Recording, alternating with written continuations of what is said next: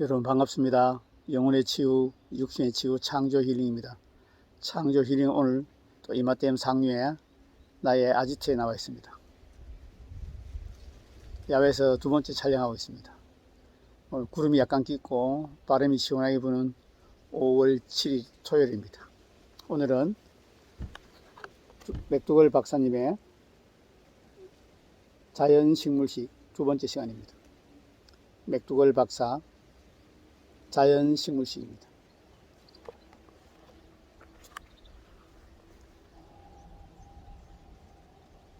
맥두걸 박사의 자연식물식, 살이 안 찌고 사는 법. 자연식물식을 시작하는 순간 당신은 살 빼기가 가장 쉬워야 하고 말하게 될 것이다. 사이먼 북스 출판사에서 출판한 책입니다. 오늘 두 번째 시간입니다. 배고픔과 싸우면 다이어트는 실패한다. 2장을 소개해드리겠습니다. 배고픔과 싸우면 다이어트는 실패한다. 명언입니다.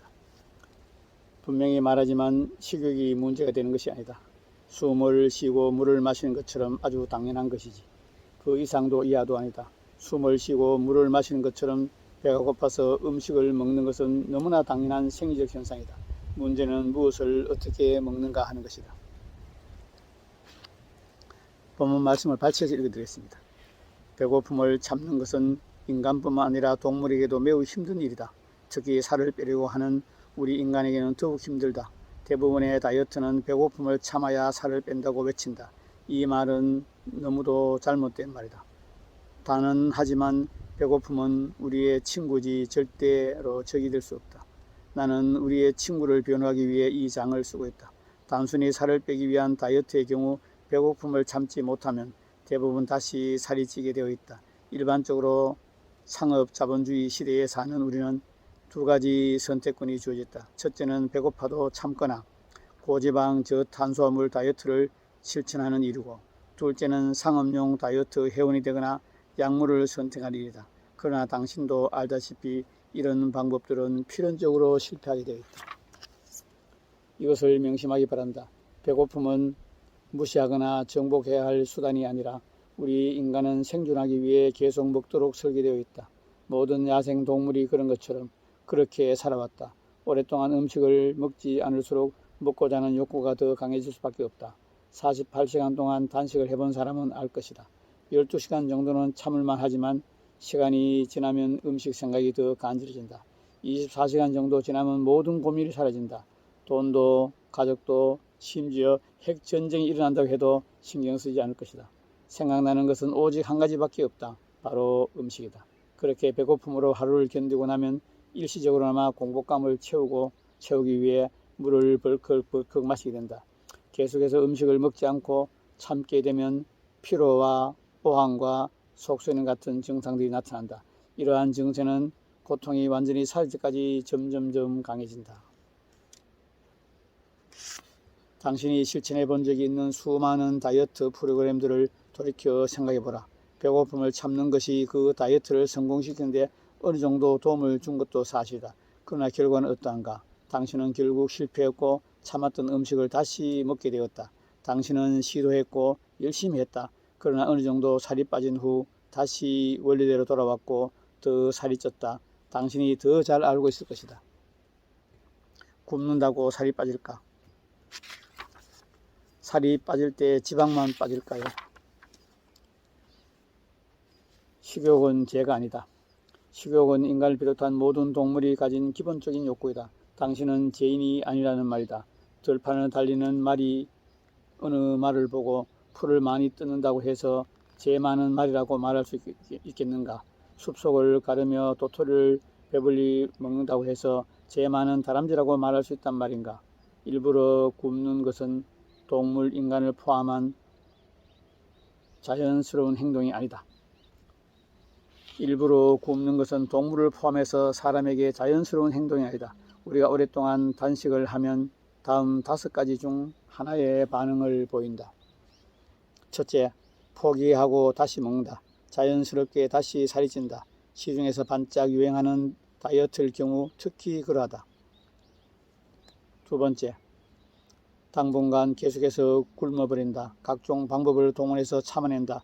그러나 모든 방법을 동원해도 의지력은 점점 약해진다. 위에서 말했던 대로 결국 실패하게 된다. 세 번째, 배고픔을 참게 해주는 약을 먹는다. 의학적인 처방이 동원된다. 약물을 복용하게 되면 어느 정도 배고픔을 참을 수 있지만 건강에 치명상을 입는다. 어느 정도 살을 뺄 수는 있지만 신경질, 분노, 불면증, 가민 증상 등 각종 부작용이 뒤따라온다. 네 번째, 자기 자신을 힘들게 만든다. 탄수화물이 심하게 부족한 다이어트를 할 경우 몸이 아프기 시작한다. 탄수화물을 충분히 공급해주면 지방을 태우는 효과도 볼 수 있고 케톤 성분으로 인해 식욕을 조절할 수 있다. 그러나 지금까지도 저탄수화물, 고단백질 다이어트 등이 유행하고 있다. 어리석게도 고단백질로 만든 파우더나 캔 등도 다이어트 식품으로 잘 팔리고 있는 실정이다. 짧은 기간에 효과를 보긴 하지만 그것으로 끝장난 예들은 너무도 많이 보고 있지 않은가. 오프라 윈프리가 대표적인 사례이다. 이런 약품이나 식품들은 우리 몸의 세포에서 수분을 뽑아내서 이뇨작용을 일으켜 몸무게를 줄인다. 결국 이러한 다이어트는 심장과 신장 그리고 간에 무리를 주게 된다. 이런 다이어트는 단백질의 과잉 공급으로 인해 뼈에서 칼슘이 빠져나고 결국 관절염에 걸리게 된다. 단백질과 지방은 몸에서 소화되고 배출될 때 칼슘과 결합하기 때문이다. 뿐만 아니라 쉽게 피로하고 혈액순환에 장애를 일으키고 심장 부정맥의 원인이 된다. 다섯 번째, 수술을 결심한다. 고도 비만 환자들은 종종 식욕을 조절하기 위해 위의 크기를 줄이는 수술을 감행한다. 적은 음식으로도 포만감을 갖게 하기 위해 위 절제 수술을 하는데 위 한쪽을 잘라내고 혈관 조영술을 하기도 한다. 그러나 이러한 수술은 전체적인 장과 음식물의 순환에 부조화를 일으킨다. 비만을 궁극적으로 치료한다는 이러한 시도는 수없는 부작용을 일으키고 결국은 실패로 끝난다. 처음 몇 달 동안은 체중이 줄고 효과가 나는 듯 보인다. 그러나 식사량이 줄어들면 신체가 필요한 영양을 공급하지 못하므로 식욕이 더욱 강해진다. 거기에다 만족감이 부족하면 항상 신경이 날카로워질 수밖에 없다. 주위 사람들에게 신경질을 부리게 되고 또다시 구토와 폭식의 사이클이 시작되기 말이다. 위는 다시 원래의 크기로 팽창하고 때로는 죽음을 초래하게 한다. 수술 후에 고통을 호소하는 사람들을 나는 수없이 많이 만나봤다. 생존의 필수 세 가지 요소. 1. 공기. 공기 없이 3분 이상을 살 수 없다. 2. 물. 물 없이 3일 이상 살 수 없다. 3. 음식. 음식 없이 20에서 50 이상 살 수 없다. 진리지요. 진짜 음식과 가짜 음식을 구별하라. 그러나 음식을 먹는 것은 숨쉬거나 물 마시기와 달리 우리에게 선택을 요구한다. 우리의 생명을 유지시키기 위해 마시는 물은 액체이고 공기에는 산소를 포함해서 여러 가지 성분이 섞여 있다. 그러나 음식은 종류가 수도 없이 많다. 양고기, 샌드위치, 호박볶음 요리까지 셀 수 없이 정도로 많다. 무엇을 선택해서 먹냐에 따라서 당신의 건강과 외모가 결정된다. 따라서 음식을 선택하는 것은 본능, 배고픔과 인간을 이해하는 능력이 동시에 필요하다. 해로운 음식과 건강한 음식을 구별해야 하기 때문이다. 우리 주위에는 독성 물질이 너무나 많이 널려있기 때문에 오늘날 우리는 인류 역사상 음식에 대해 고도로 안목이 필요한 시대에 살고 있다. 인류 학자들에 의하면 3만 5천 년 전 우리 인류의 직접 조상들은 통곡물과 채소, 그리와 딸기와 같은 과일을 주시로 했다. 우리 조상의 이전에 직립원인 뼈를 분석해 본 결과 거의 대부분의 육식을 했는데 30살 이상 산 경우가 거의 없다. 그 이후에 나타난 현생 인류인 호모 사피엔스는 과일과 채소를 채집하거나 농사를 통해 거둔 통곡물을 주시로 했다.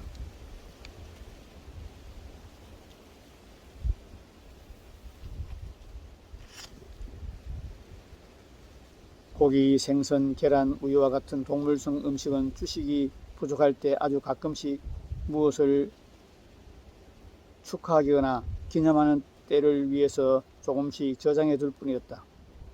1950년대까지만 해도 미국이라는 선진국에서조차 이런 음식이 특별식이었다는 점에 집중하시기 바란다.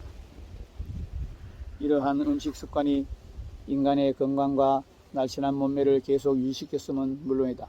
그러나 미국과 유럽의 공장식 축산 시스템을 통해 고기와 소고기와 돼지고기, 닭고기와 각종 유제품이 무한정으로 쏟아지게 되었다. 또한 각종 기술이 발달함에 따라 냉장 시스템과 화학적 보존법 및 운송 시스템을 통해 과일과 각종 농산물까지 전 세계 곳곳으로 이동을 가능하게 했다. 이 때문에 인류 역사상 듣지도 보지도 못한 각종 음식이 생겨나게 되었으며 이제는 무엇을 먹을 것인가 하는 심각한 고민에 빠져들게 된 것이다. 이제 우리는 어쩔 수 없이 우리의 배고픔을 위로하고 건강을 유지하기 위해 필요한 음식을 선택해야 한다. 이 때문에 우리는 어느 정도의 교육과 자기 학습이 필요하게 되었다. 이를 위해서 우리는 식욕은 우리의 적이라는 그릇된 통념을 버리는 것부터 시작해야 한다. 여러분, 진짜 음식과 가짜 음식을 분별해야 합니다. 책은 여기까지 읽어드리고 지금부터 제 얘기를 좀 하겠습니다. 여러분, 진짜 음식과 가짜 음식이 있는데 우리는 지금 골프, 영어, 운전 있어 많은 걸 배웁니다. 여러 가지 운동이나 여러 가지 취미 활동으로 많은 것을 배우고 또 학원도 또 많이 있습니다. 그런데 어떤 음식이 좋은 음식이고 어떤 음식이 나쁜 음식인지 가르쳐주는 학교나 학원은 없습니다. 여러분, 좋은 음식, 나쁜 음식 가르치는 학원이 있습니까? 없습니다. 맛있는 요리하는 학원은 많습니다. TV에도 프로그램에서 맛있는 TV, 맛집은 많이 소개합니다. 그러나 우리 몸에 좋은 음식과 나쁜 음식은 소개하는 방송이 거의 없습니다. 왜냐하면 돈이 되지 않기 때문입니다. 그리고 방송국은 여러분 잘 아시겠지만 광고로 먹고 삽니다. 롯데나 혜태나 이런 과자나 음식 만드는 회사는 제 입장에서는 인류를 살해하는 회사입니다. 영양가도 없고 우리 몸에 다 해로운 음식을 만들어서 포장해서 냉동해서 굽고 튀겨내서 판매합니다. 돈은 많이 벌죠. 롯데 돈 많이 벌었죠. 혜태 돈 많이 벌었죠. 그런데 그 혜태나 롯데가 상품을 만들어도 우리 소비자가 이건 나쁜 음식이야 안 사 먹으면 되죠. 그러면 롯데 혜태가 좋은 음식만 만드는 얘기 되어 있습니다. 그 소비자가 나쁜 음식을 자꾸 사 먹으니까 또 방송에서 나쁜 음식을 좋은 음식으로 계속 광고하니까 당연히 TV 광고 나오니까 저거는 맛있는 거야, 먹고 싶다, 먹어보자, 좋겠다, 그걸 먹게 되는 거죠. 지금 우리는 모든 삶에서 매 순간순간 우리가 삶을 선택합니다. 내가 어느 학교를 갈지, 어느 일을 할지, 어떤 자동차를 살지, 또 어떤 여자와 어떤 남성과 결혼할 것인지, 어떤 집을 살 것인지, 어떤 옷을 살 것인지, 어떤 취미를 할 것인지, 어떻게 여행할 것인지, 어디를 갈 것인지, 아이들의 일까지 다 우리가 매 순간순간 선택을 합니다. 근데 대부분의 선택은 잘하지만 가장 못하는 선택이 먹는 음식입니다. 여러분, 친환경적인 삶을 살아야 합니다. 환경 친화적인 삶을 살아야 합니다.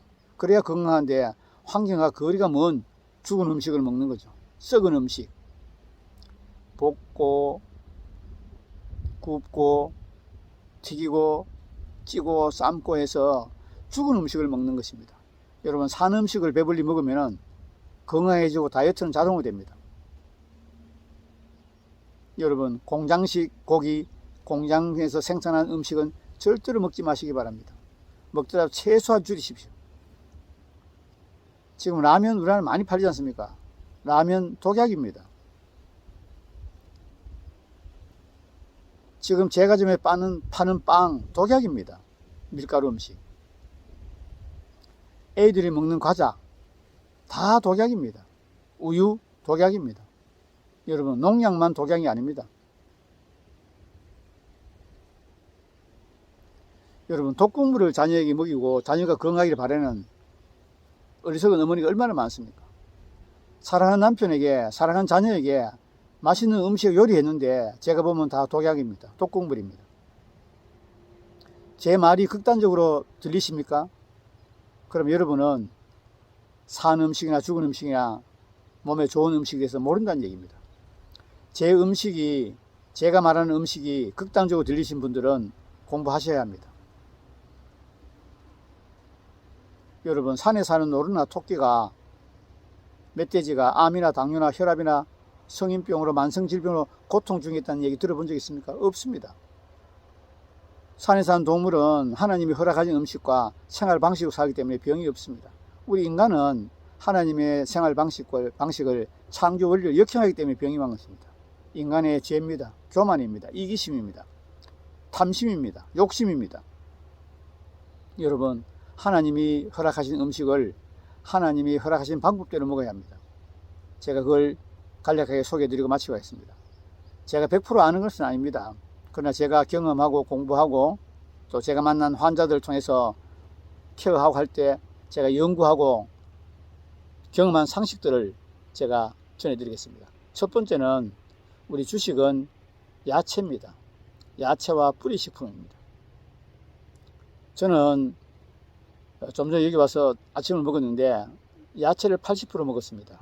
오늘은 집에서 야채를 준비해 왔는데 여기 오니까 아카시아 꽃이 피었습니다. 그래 아카시아 꽃을 물에 씻어서 또 한 컵 정도 같이 먹었습니다. 맛있습니다.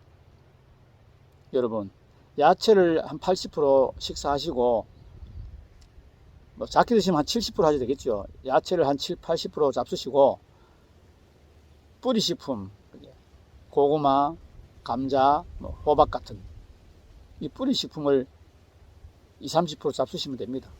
또 아니면 현미밥을 잡수십니다. 오늘은 제가 야채를 80% 먹었고 현미밥을 한 공기 먹었습니다. 그럼 한 20% 되죠. 보통 한 7:3이나 8:1로 잡수시면 됩니다. 야채를 70%나 80% 잡수시고 뿌리식품이나 탄수화물, 통곡물을 20-30% 잡수시면 절대 살이 찌지 않습니다. 제가 배불리 먹습니다. 충분히 배불리 먹습니다. 나물 많이 먹습니다. 그래 배불리 먹는다고 해서 살이 찌지 않습니다. 제가 물론 하루 2끼를 먹습니다. 그러나 많이 먹습니다. 여러분이 상상한 것보다 나물을 훨씬 더 채소를 많이 먹습니다. 근데 제가 살이 찌지 않습니다. 그럼 암도 치유받고 제 몸에는 병이 없습니다. 당뇨나 혈압이 일절 없습니다. 제가 지난번에 말씀드린 몸무게 47kg, 허리 26.5인치, 키 161입니다. 제가 지금 70인데 아주 건강합니다. 여러분, 자연 식물식 식사를 하시고 일광욕도 하시고 또 단전호흡도 하시고 어싱으로 맨발 걷기도 하시면 건강합니다. 자연치유 식생활을 공부하셔야 합니다.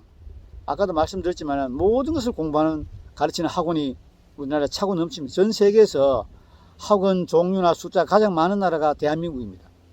그런데 좋은 음식과 건강한 음식을 가르치는 학교는 없습니다. 학원은 없습니다. 제 같은 자연치유 식생활을 연구하시는 분들이 유튜브에서 많이 지금 방송하고 있죠. 지금 많은 분들이 유튜브에서 방송하고 있습니다. 그분들의 방송을 종합해서 들어보시고 책을 사 공부하셔야 합니다. 오늘 소개한 책은 맥도글 박사님의 자연식물식입니다. 또 맥도글 박사님이 쓰신 어느 채식 의사의 고백이 있습니다. 그리고 산 음식, 죽은 음식, 지방이 범인이다, 자연치유 불변의 법칙, 다이어트 불변의 법칙, 이런 책들이 있습니다. 사이먼 북스에서 출발한 책인데 정말 좋은 책들입니다. 한 10년 전만 해도 이런 책들이 없었습니다. 최근에 7, 8년 동안 좋은 책들이 번역되어 들어왔습니다. 여러분, 공부하셔야 합니다. 생명이 가장 중요하지 않습니까? 명예나 돈이나 인기를 다 잃어도 상관없는데 생명을 잃으면 끝난 것이죠. 여러분, 산 음식, 건강 음식 드시고 여러분 모두 건강하시기 바랍니다. 오늘은 이마댐 상류 야외에서 맥도글 박사님의 자연식물식 책을 소개해 드렸습니다. 여러분 모두가 건강하게 되기를 바랍니다. 5월은 푸르고 싱그럽습니다. 푸른 5월에, 싱그러운 5월에 여러분 모두가 5월처럼 건강이 되기를 간절히 원합니다. 끝까지 시청해 여러분 감사합니다.